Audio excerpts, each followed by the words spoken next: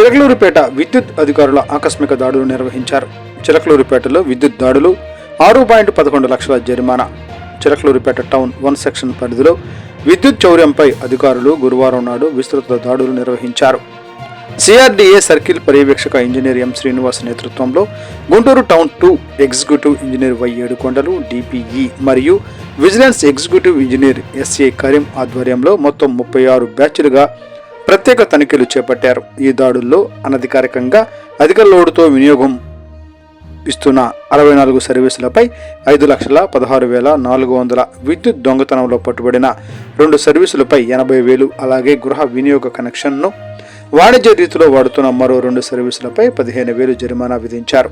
మొత్తం 6,11,400 అపరాధ రుసుముగా వసూలు చేసినట్లు అధికారులు తెలిపారు. విద్యుత్ చౌర్యం ఒక సామాజిక నేరంగా పరిగణనలోకి వస్తుందని, దానిపై జైలు శిక్ష విధించవచ్చని అధికారులు హెచ్చరించారు. భవిష్యత్తులో ఇలాంటి అనధికార వినియోగంపై కేసులు నమోదు చేసి తరచుగా దాడులు కొనసాగిస్తామని పేర్కొన్నారు.